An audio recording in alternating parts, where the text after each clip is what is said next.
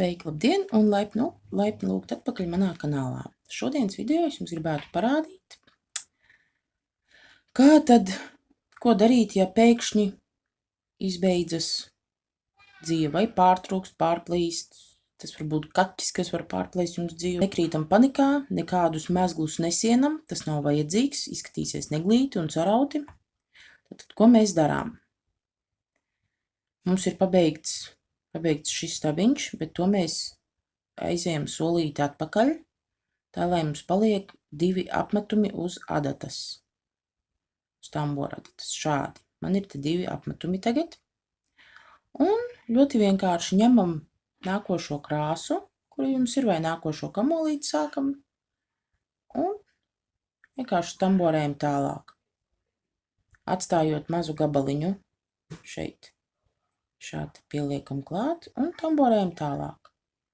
Maz drusciņu vieglītiņām pavelkam to iepriekšējo vieglītiņām. Šādi te. Un tamborējam tālāk. Un viss. Tātad man te ir stabiņi ar 1 apmetumu. Tātad 1 apmetums. Liekam adatu nākošajā. Un, lai šie diegi jums nebūtu kaut kur vai priekšā, lai jums netraucē, vai aizmugurē, kā es parasti daru, es viņus ietamborēju darbiņā, un viņi paliek te pa vidu. Un tad man nav jādomā darba vidū, kur lai es viņus lieku. Viņus nemazām tā neredzēs, tā kā viss būs labi. Šādi te. Un man paliek darbiņu vidū.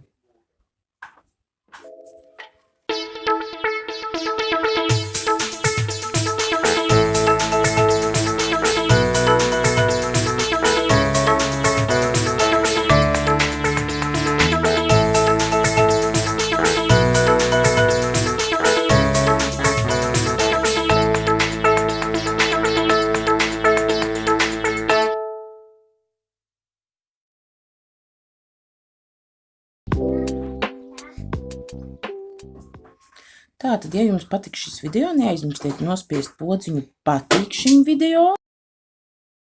Un neaizmirstiet abonēt manu kanālu, lai nepalaistu garām nevienu jaunu video no manīm.